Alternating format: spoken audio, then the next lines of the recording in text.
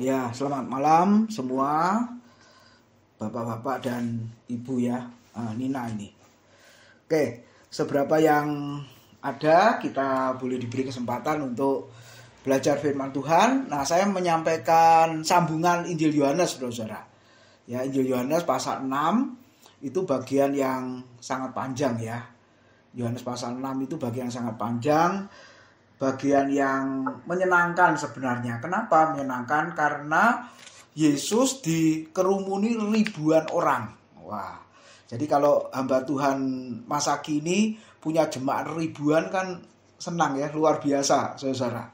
Ya, nah kenapa kita ingat mengulang sebentar, merenungkan sebentar? Karena di situ ada mujizat.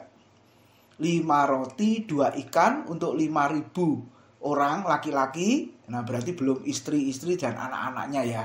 Berarti paling tidak itu 7.000-an orang. Nah ini kan luar biasa saudara, punya jemaat seperti itu. Nah memang gereja kalau penekanan di mujizat itu memang banyak saudara ya. Banyak yang hadir gitu ya, banyak yang hadir. Nah kenapa banyak yang hadir? Karena memang sesuai kebutuhan. Jadi jemaat ingin sembuh ya ke sana, ingin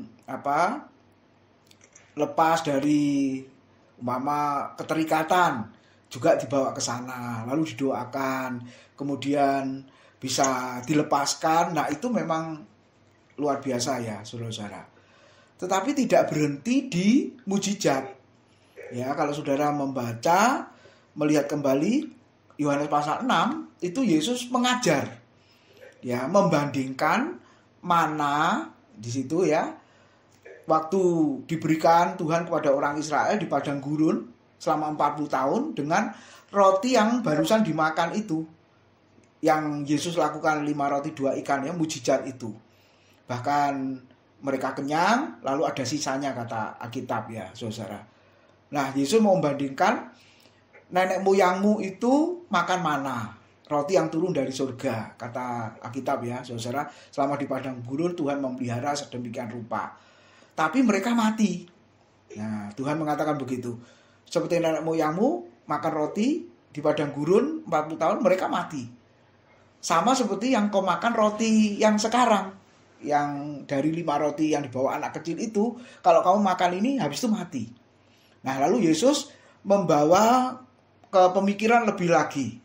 Ya sebenarnya ada roti sejati, ya, roti yang kekal, gitu saudara. Kalau makan roti ini Tuhan berkata kamu akan hidup selama-lamanya. Nah Yesus mulai masuk mengajar ke situ, saudara. Bahkan mengajarkan apa? Akulah roti yang turun dari surga. Nah jadi perjanjian lama itu juga menggambarkan bahwa roti yang turun dari surga itu sebenarnya nantinya pribadi Kristus yang diutus datang ke dalam dunia, saudara. Nah Yesus berkata kalau engkau makan roti yang kuberikan kepadamu, kamu akan hidup selamanya, bahkan mati secara fisik nanti aku akan bangkitkan pada akhir zaman. Karena tubuhku benar-benar makanan dan darahku benar-benar minuman. Nah sekali lagi ini figuratif ya, gambaran Bapak Ibu. Artinya apa? Kalau percaya kepada Kristus, ya diajar untuk mengerti siapa Kristus, maka kamu bisa bertahan sampai kepada kekekalan. Nah, Tuhan mau mengajarkan jangan yang kelihatan yang jadi prioritas gitu ya, yang diutamakan yaitu kebutuhan perut kan, masalah sehari-hari. Tapi ada yang membawa kepada kekekalan, yaitu percaya kepada Tuhan. Nah, ketika Yesus mengatakan itu, saudara, reaksinya para murid apa? Nah, itu muncul di Yohanes 6 ayat 60 sampai dengan ayat yang ke-67. Ya, saudara, yaitu akhirnya para murid itu mengundurkan diri dan tidak mau mengikut Yesus. Nah, ini yang kita renungkan ya, saudara. Jadi boleh dikatakan ini kekristenan yang palsu, religiusitas yang semu ya, keagamaan yang palsu. Jadi Kristen palsu ini. Kelihatannya banyak tetapi tidak berkualitas. Kelihatannya banyak tetapi tidak mau diajar, Bapak Ibu Saudara. Nah ini kan mengerikan sebenarnya. Padahal kekristenan itu kan identik dengan pemuritan. identik dengan pembelajaran. Nah, seperti malam hari ini kita benar, ya, kekristenan kita belajar, Bapak Ibu, firman Tuhan. Nah, jadi para murid mengaku, tanda petik murid yang jumlahnya ribuan itu, ketika diajar oleh Yesus, mereka angkat tangan dan akhirnya mengundurkan diri, saudara. Tidak mau jadi ikut Yesus. Nah, coba kita lihat dulu Yohanes 6 ayat 60 sampai 66 ya. Kita baca terlebih dahulu. Sesudah mendengar semuanya itu, banyak dari murid-murid Yesus yang berkata, perkataan ini keras, pengajaran ini keras. Nah, itu ya ayat-ayat sebelumnya. Siapakah yang sanggup mendengarkannya? Yesus yang di dalam hatinya tahu bahwa murid-muridnya bersungut-sungut tentang hal itu, tentang pengajaran Yesus yang keras itu, berkata kepada mereka, adakah perkataan atau pengajaran itu, terjemahan lain, menggoncangkan imanmu? Dan bagaimanakah jikalau kamu melihat anak manusia naik ke tempat di mana ia sebelumnya berada? Rohlah yang memberi hidup, daging sama sekali tidak berguna. Perkataan-perkataan atau pengajaran-pengajaran yang kukatakan kepadamu adalah roh dan hidup. Tetapi di antaramu ada yang tidak percaya. Sebab Yesus tahu, nah ini menunjukkan kealahan dari Yesus, itu Injil Yohanes ya Bapak Ibu, dari semula siapa yang tidak percaya dan siapa yang akan menyerahkan dia. Lalu Yesus berkata, sebab itu telah kukatakan kepadamu, tidak ada seorang pun dapat datang kepadaku kalau Bapa tidak mengaruniakannya kepadanya. Ayat 66, mulai dari waktu itu banyak murid-muridnya yang ribuan tadi mengundurkan diri dan tidak lagi mengikut Yesus. Saudara, kalau kita sebagai manusia atau hamba Tuhan, gembala, ditinggalkan jemaat puluhan, mungkin ratusan, ya sedihnya minta ampun ya saudara ya. Kita saja secara psikologis ya, kalau Zoom itu ya memang selalu begitu ya, nggak tambah banyak tapi tambah menurun. Ya, kelas hari Selasa juga gitu. Awal-awal itu ada 50 Bapak Ibu, 50 akun. Ya, tapi terakhir-terakhir ini kan tinggal 30. Ya, saudara ya. Saya juga sedih gitu. Ya, awal-awal ada 50 akun. Nah, satu akun bisa satu keluarga, kan berarti banyak itu yang ikut Bapak Ibu. Tapi terakhir tinggal 30, ya kadang nggak sampai 30. Makanya 2 minggu ke depan ini kita break. Nanti tanggal 21 Mei mulai lagi ya kelas hari Selasa itu. Ya saya juga sedih saudara. Nah Bapak Ibu bisa nggak membayangkan Yesus waktu itu? Ya awal-awal diikuti ribuan, terus tiba-tiba yang ribuan itu meninggalkan Yesus, lalu kembali tinggal 12 orang saudara, yaitu muridnya. Gimana kira-kira perasaan Yesus? Ya apakah sama dengan kita saudara? Nanti kita akan lihat, ternyata Yesus enggak punya perasaan seperti kita sedih begitu, enggak saudara. Ya kecewa, menyesal, enggak saudara. Justru yang 12 itu ditanya lagi, nanti ayat yang ke-67 sampai dengan ayat terakhir ya di perikop itu masih ditanya, apa kamu tidak mau pergi juga dengan mereka? Loh, coba kita renungkan, kalau yang 12 murid itu pergi bersama-sama yang ribuan itu, lalu Yesus itu terus ngajari siapa? Ya, sepertinya Yesus nggak peduli kehilangan murid.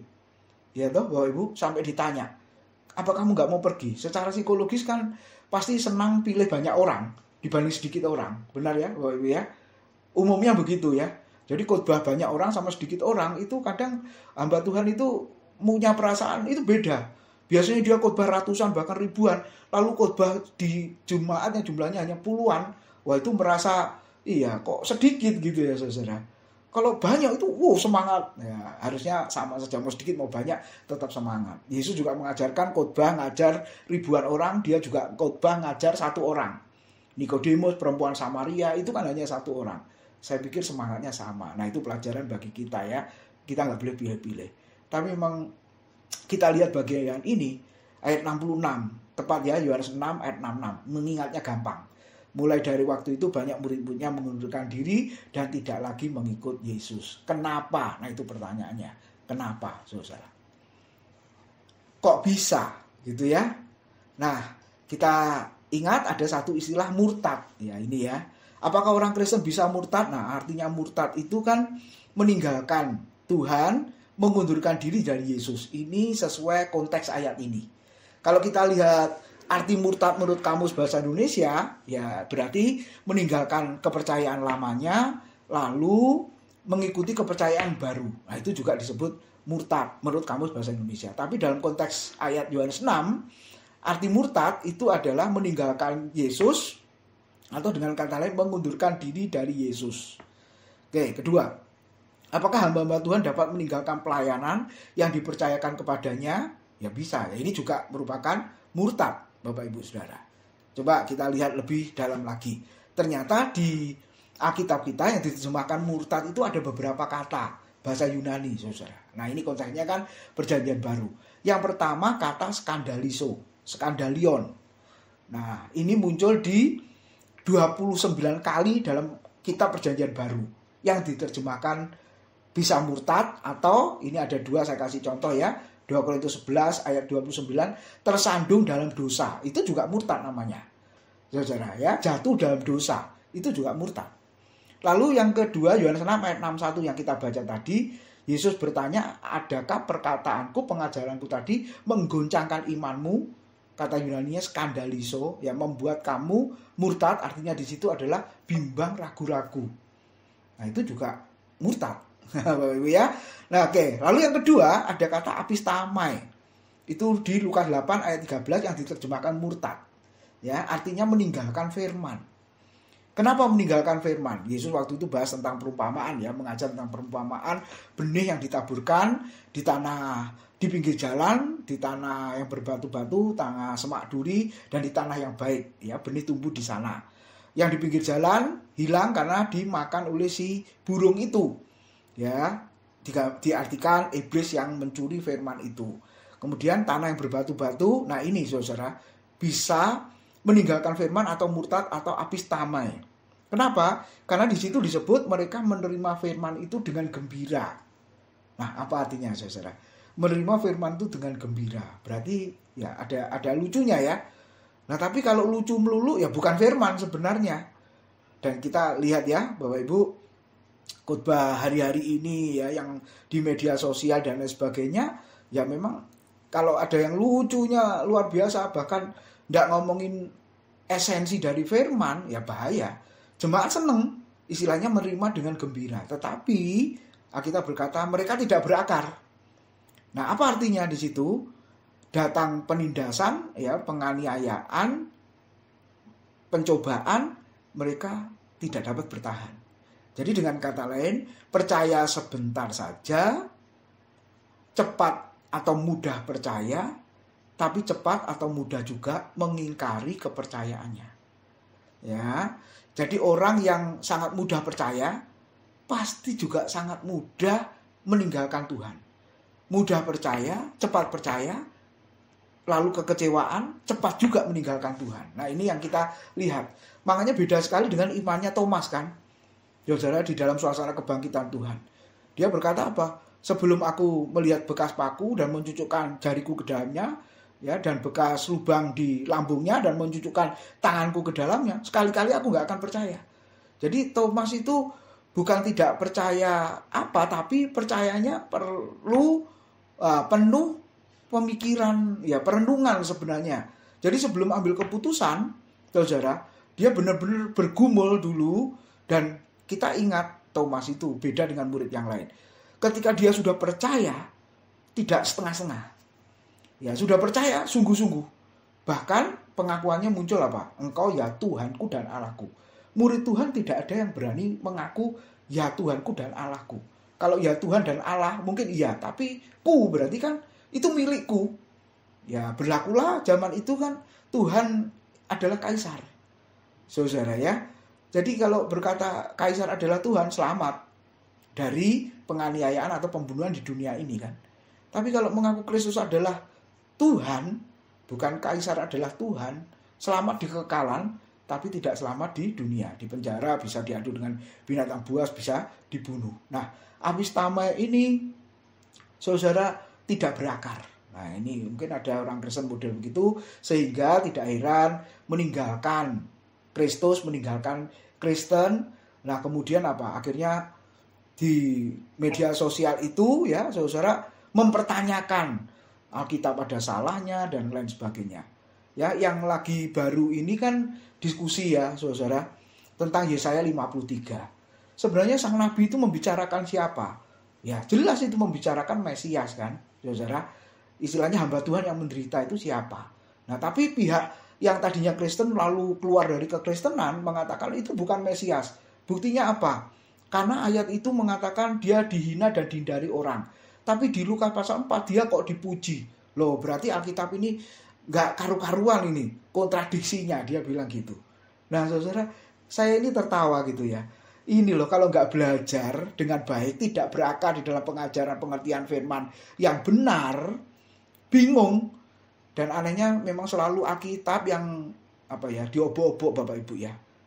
Harusnya kan nggak boleh, ngapain gitu ya. Yang non-Kristen lalu mengurusi Alkitab, kan nggak boleh. Ya, sama juga sebaliknya kita kan nggak perlu juga ngurusin kitabnya mereka toh, saudara-saudara.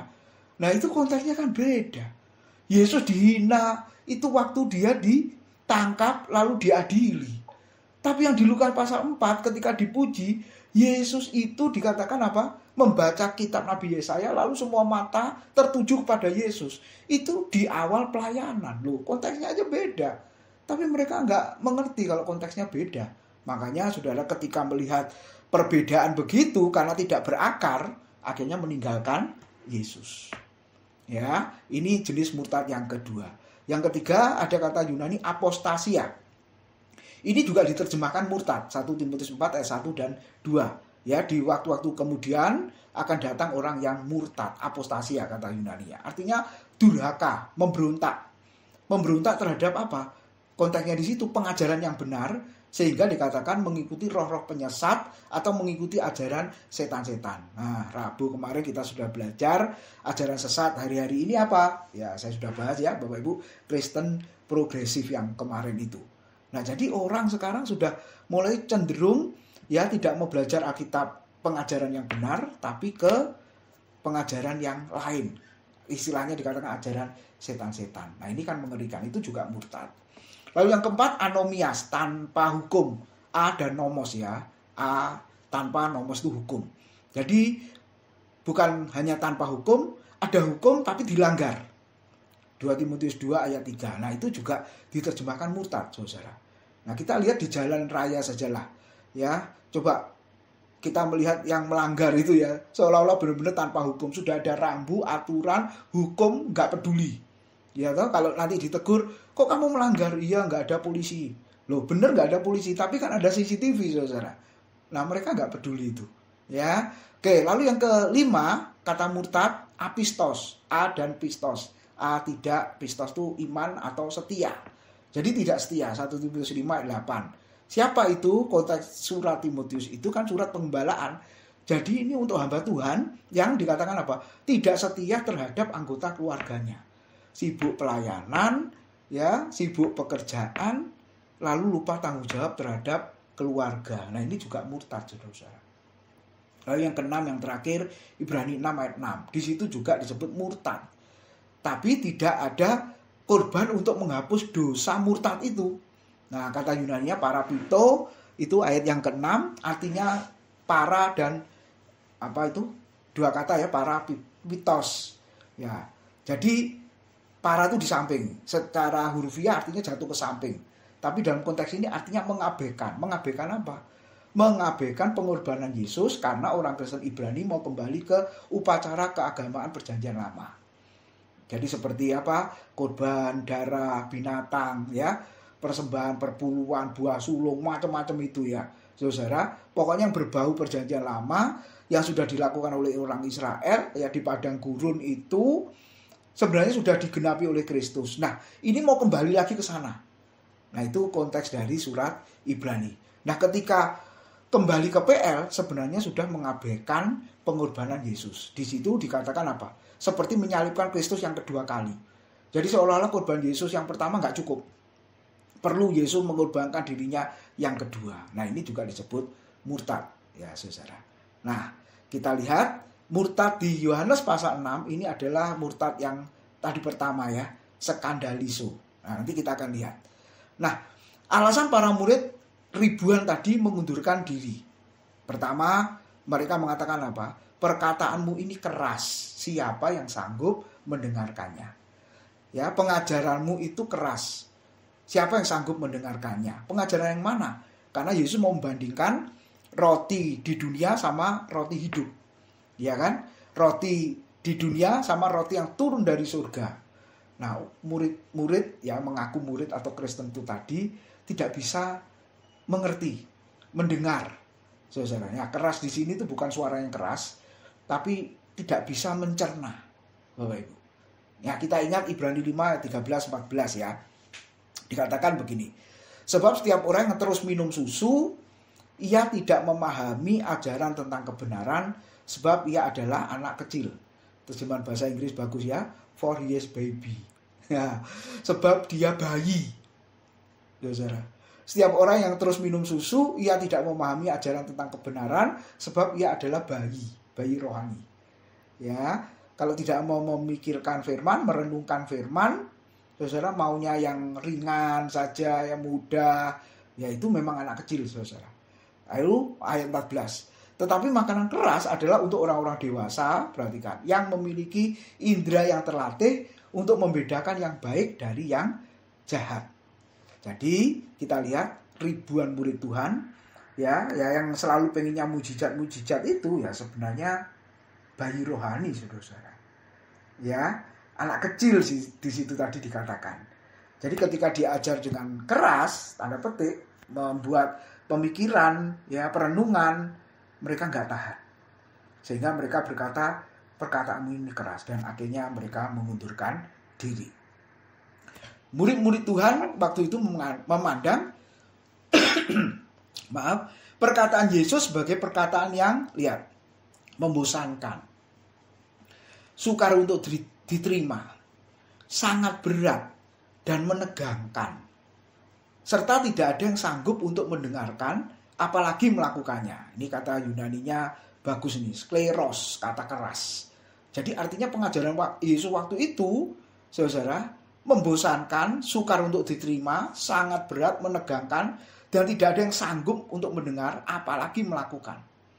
Nah, berarti murid-murid itu masih anak-anak rohaninya sehingga tidak bisa menerima pengajaran yang tanda petik agak sulit ya, saudara. Nah, ini yang terjadi. Bahaya, saudara. Ya, kalau selama bergereja, beribadah, dengar khotbah-khotbah yang tanda petik ya ringan, Bapak Ibu Saudara, nanti ketika diisi dengan pengajaran yang benar-benar membuat ya jemaat itu memikirkan ulang, merenungkan, tidak akan tahan kan? Ya, saudara, tidak akan tahan. Nah, kenapa? Karena memang masih anak-anak dan terus di situ. Ya, senangnya mujizat terus. Ya, kadang-kadang yang membuat jemaat itu tetap anak-anak ya bisa jadi hamba Tuhannya, bisa. Karena pengajarannya ringan, terus mujizat terus, ya bisa. Membuat jemaatnya nggak bertumbuh, saudara. Tapi Yesus sebaliknya, dia langsung ajar, ya saudara, sehingga mereka tidak bisa terima, ya menolak, saudara. Perkataan itu keras. Nah, itu alasannya. Nah, tadi yang sudah saya singgung, Yesus memberikan ya tipologi tentang dirinya sebenarnya. Kalau dalam Perjanjian Lama ada mana, roti yang turun dari surga. Dan ini digambarkan seperti roti malaikat. Mazmur 78 ayat 23 sampai 25. Nah, sebenarnya hal ini menunjukkan kekuatan roti ya. Jadi bukan malaikat itu perlu makanan, tidak. Tapi di situ digambarkan seperti roti malaikat. Artinya memberi kekuatan ya, saudara. Bayangkan selama 40 tahun Tuhan mengatakan apa? Orang Israel makan mana itu, ya. Terus sepatunya juga tidak rusak, bajunya juga tidak rusak. Nah, itu mau menunjukkan Tuhan memelihara sedemikian rupa. Ya. Nah, lalu ditarik ke Perjanjian Baru. Nah, Yesus itu menunjukkan siapa dirinya. Makanya dia mengaku di situ, akulah roti yang turun dari surga. Ya, yang diberikan kepada dunia ini, dan siapa yang makan roti itu atau percaya dengan sungguh-sungguh kepada Kristus akan hidup selamanya dan akan dibangkitkan pada akhir zaman. Nah, dari hal ini ribuan murid waktu itu ya bingung ya, saudara, sampai mereka berkata perkataan ini keras. Lalu yang kedua, kenapa mengundurkan diri para murid itu? Ayat 61, Yesus bertanya, adakah pengajaranku tadi menggoncangkan imanmu? Nah, Yesus mengetahui reaksi murid-murid itu. Kata tahu, nah ini dari kata Yunani oida ya, artinya tahu dengan pasti, tahu sampai ke kedalaman hati. Nah ini biasanya Tuhan yang melihat umatnya, Bapak Ibu. Kalau manusia melihat sesamanya, ya melihat dari luarnya. Dalamnya kita nggak tahu, betul ya Bapak Ibu? Tapi kalau Tuhan melihat kita, dia tahu kedalaman hati kita. Nah secara positif berarti iman harusnya lebih kuat dalam mengikut Yesus. Amin ya saudara. Secara positif, arti menggoncangkan iman itu berarti pengajaran itu harus membuat iman kita lebih kuat, lebih hidup, lebih bertumbuh di dalam mengikut dan melayani Yesus. Tetapi secara negatif berarti firman Allah sebagai apa? Bantu sandungan, ya, skandalise itu ya, saudara, membuat kamu jadi bimbang. Untuk kata menggoncangkan pakai kata skandal, nah itu bisa diterjemahkan murtad juga, saudara. Artinya membuat seseorang jatuh. Atau konteks sekarang apa? Berpindah keyakinan. Ya, jadi tidak tahan dengan ajaran Kristen, nah istilahnya imannya tergoncang, akhirnya meninggalkan iman Kristen, kemudian berpindah ke keyakinan yang lain. Lalu yang ketiga, ayat 63. Yesus mengatakan perkataanku itu roh dan hidup. Ya, saudara. Artinya apa di situ? Ya, kata Yunani-nya remata sois, ya, firman Allah yang sudah mendarah daging dalam hidup orang percaya. Apa artinya? Firman Allah itu dialami dalam hidup kita dan kuasanya dapat mengubah hidup kita. Ya, amin, saudara. Nah, saya berharap firman Tuhan selama kita pelajari sedikit demi sedikit ya mengubah hidup kita. Kita mengalami kuasa firman ya dalam hidup kita, lalu kuasa firman itu mengubah hidup kita. Kenapa? Karena 2 Timotius 3 ayat 16 mengatakan seluruh kitab suci diilhamkan Allah dan bermanfaat untuk mengajar, untuk menyatakan kesalahan, untuk memperbaiki kelakuan dan untuk mendidik orang dalam kebenaran. Pasti ada manfaatnya. Kalau kita lihat buku-buku yang lain saja yang kita beli, kita harus berkata ada manfaatnya, ada berkatnya. Bahkan ada orang yang diubahkan melalui buku-buku yang dibaca. Benar ya Bapak Ibu? Apalagi firman Tuhan. Ya, harusnya kan kelihatan nyata keubahan hidup yang dialami oleh orang percaya. Nah, ini penting, saudara ya. Mengajar siapa Allah, Kristus, Roh Kudus, ya, dosa, pertobatan, lalu menyatakan kesalahan, langsung mengoreksi. Oh, kita kurang tepat di sini, salah di sini, ayo diubah, memperbaiki kelakuan ya, saudara-saudara, lalu mendidik. Nah, jadi firman Tuhan selama yang kita dengar, kita pelajari, yang mendidik kita untuk hidup di dalam kebenaran firman-Nya.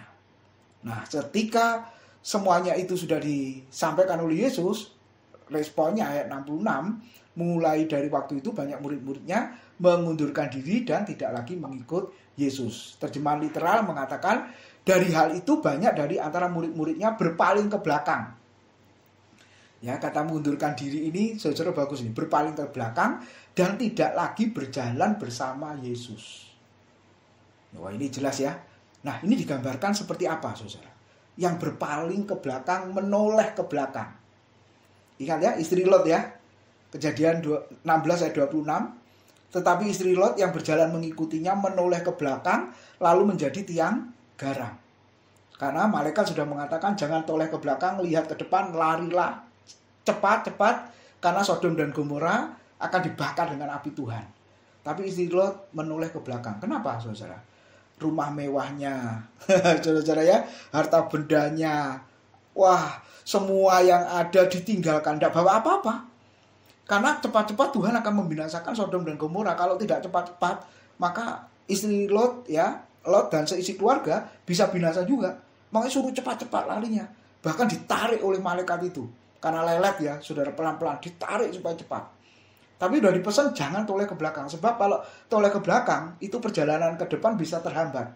Bisa berhenti ya, saudara-saudara. Padahal ini suruh cepat-cepat.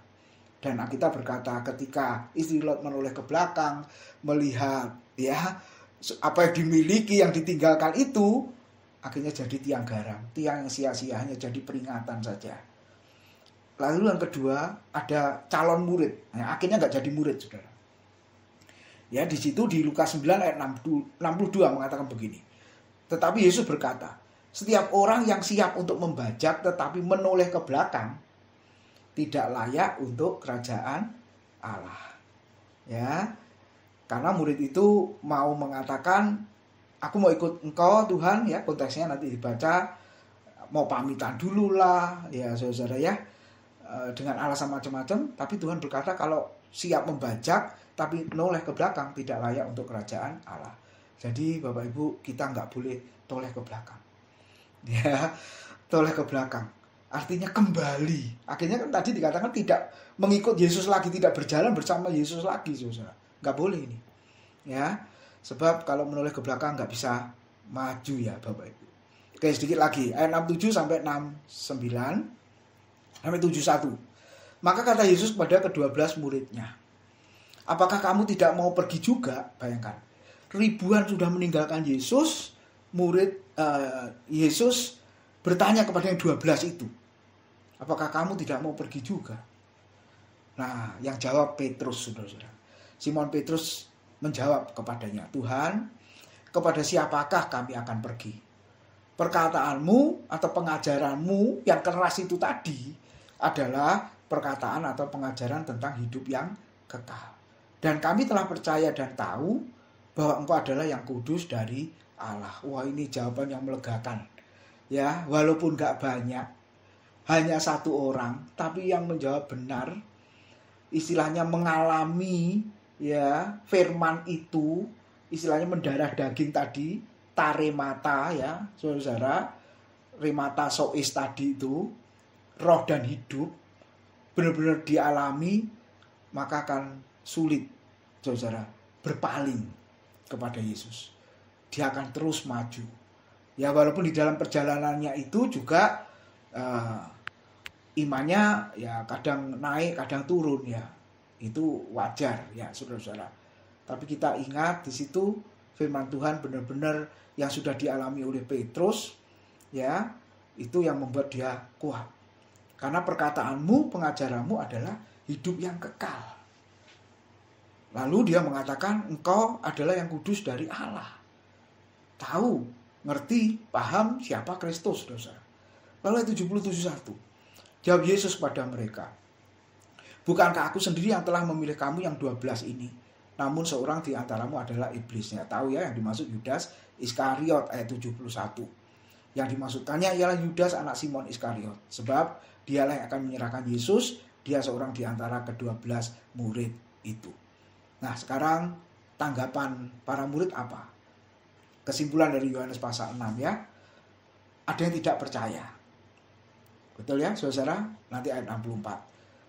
Ya, kenapa tidak percaya? Memang harus Bapa yang apa istilahnya mendorong, ya, membawa, saudara. Itu baru sejati, saudara. Tapi kalau hanya ikut-ikutan, ya sulit. Sehingga ketika mengalami pergumulan masalah, ya akhirnya cepat tidak percaya, bahkan meninggalkan Tuhan. Lalu tidak lagi mengikut Yesus, tadi dikatakan ayat 66. Lalu Petrus tidak mau pergi dengan mereka, walaupun Yesus sudah memberi kesempatan, ya, istilahnya silahkan kalau mau pergi. Petrus nggak mau pergi, ya, karena ia percaya dan tahu bahwa Yesus adalah yang kudus dari Allah, 69. Nah, Yudas Iskariot akhirnya menyerahkan Yesus, ya, untuk dibunuh, ayat 71. Nah, saudara, apa yang kita renungkan di Yohanes pasal 6 ini secara keseluruhan? Kesimpulannya satu aja, ya, banyak orang tidak mau dimuridkan. Ya, kalau ikut kelas, ayo ikut kelas, nggak banyak jumlahnya, saudara. Sama juga ikut ibadah doa juga nggak banyak jumlahnya. Kalau doa mungkin masih lebih banyak dibanding yang ikut kelas. Itu di mana-mana. Saya punya teman hamba Tuhan gembala, ketika saya tanya, ada kelas nggak di gerejanya? Ada, tapi yang ikut sedikit sekali. Bahkan ada yang mengatakan tidak ada kelas. Loh, kenapa tidak ada kelas? Karena nggak ada yang ikut, nggak ada yang mau ikut. Nah, itu menyedihkan, saudara. Kok nggak dimulai, Pak? Sudah, tapi sulit, katanya gitu. Ya, alasannya macam-macam lah, yang nggak punya waktu lah, yang ini, yang itu, dan lain sebagainya. Tapi intinya memang, ya tanda petik, nggak mau belajar, saudara, gitu ya. Nah, coba ini kutipan bagus sekali. Tanpa pemuritan yang benar, gereja hanya akan menyerupai apa, saudara? taman kanak-kanak rohani.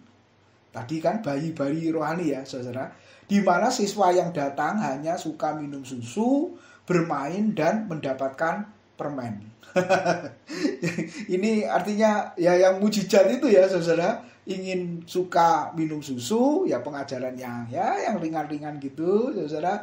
Bermain apa ini ya, main-main ini Kristen ya saudara.